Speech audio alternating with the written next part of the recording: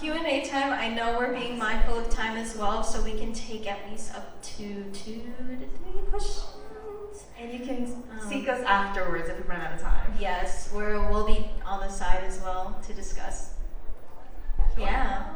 So, have you guys in a fandom space? Okay, so have you guys in particular in a fandom space, have you guys found to be presented with these issues firsthand? Like, does anyone have an experience with that they would like to share? Oh yes, every day of my life. I mean, I feel like in a lot of cases when I'm discussing things that involve Asian culture with other people who aren't Asian, they talk as if they're the experts and that they have the right opinion, and they often talk over me. It's not a fun experience, especially when they don't always have the correct information. That's like a general scenario of what's happened a lot to many of us. Anyone else wanna chime in?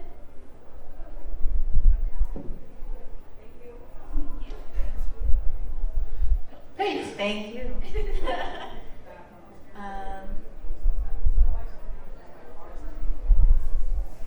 else? That's okay. Okay, the point that you mentioned Amphibia, because I remember way back years ago that Brenda song was in the Sweet Life on Deck, and there was an episode where London Tipton had go back to Thailand because that's where the crew stopped, meets grandma, and has learned this is what my mom used to do in the field, just learning her roots. So that's one perspective of learning Asian American histories through pop culture. I have a question for y'all that I would be interested in learning more. So we've talked about wanting more representation beyond just stereotypes or beyond minor supporting roles. I guess my question is there a specific kind of representation that you want to see, or if you know of a good example that can reflect that? Like for me, I guess, for example, is Joy from Everything Everywhere All at Once. She's a very complex character who, is suffering and struggling with depression and wants to connect to her mother, which is part of her culture, but is also very universal of the mother-daughter dynamic that happens. Going on top of that, something I would like to see is Asian women reclaiming how we're over-sexualized all the time. I love me a hyper feminine girly, and I hate that they're often looked down on. And it's even more so for Asian women, unfortunately. So I would love to see that in media. I have flashbacks to Street Fighter: The Legend of Chun-Li. To answer Tina's question, I think, like you mentioned with the example of Joy, it's important to see multifaceted and complex characters on screen that aren't just there to exist as the token Asian, but actually have an entire personality and character and history themselves.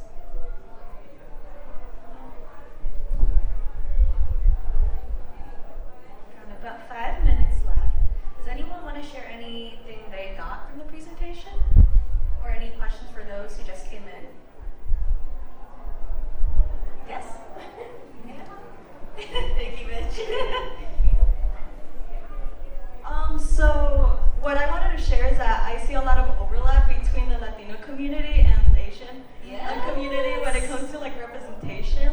We also have the stereotype that's we have the hot-headed Latina, and I would never obviously me myself. I don't see myself in that, obviously. Yeah. So I wanted to share that for me, one of my favorite pieces of media that I feel represented me the most was the Owl House. Main's character Luz. Yeah, that was the first time I ever actually felt represented. I'm I wanted to know if you guys have favorite characters like that really you connect with. I really have to think now.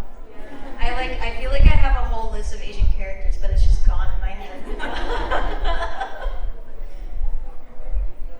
If anyone wants to chime in. Oh, Kipo and the Age of Wonder Beasts. It's on Netflix. It's a DreamWorks show. But she's just very outgoing, curious, adventurous. She's Blasian.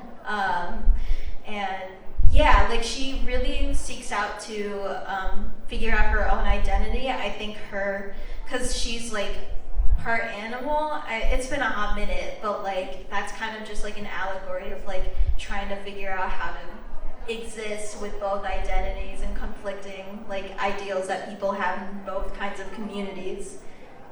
Yeah. I think for me, I know that Koreans are kind of having their moment in mainstream media right now, but back then that wasn't the case, and oftentimes they were just the butt of the joke. And I think even with characters like Bimo from Adventure Time, who's voiced by a Korean actress, even though Bimo themselves were not as explicitly Korean character, and Lady Rainicorn as well, I think being able to hear my language being spoken on screen and just in the forms of such lovely characters was super empowering for me. Asian coded characters count. Does that also include Steven Universe? Lars? Yeah. Lars is Filipino. Lars is Filipino. Yeah. They made the ube roll cake in that one episode. I think like more like Pearl, Amethyst, Pearl, yeah. Lapis. Yeah, if their voice actor is Asian, headcanon, they're Asian. Asian. Like, that's on period. Like, Oh, Steven. I think of too many like Filipino representation in media. Like the only one coming to mind is the Ned's Lola scene from Spider-Man. Yes. I was one of 2 people laughing in the entire theater because we're the Yeah. only ones who could like kind of understand what was going on. Right. I didn't know Tagalog, but Yeah. she was going She off was and going mad, and I off. was like, that's her.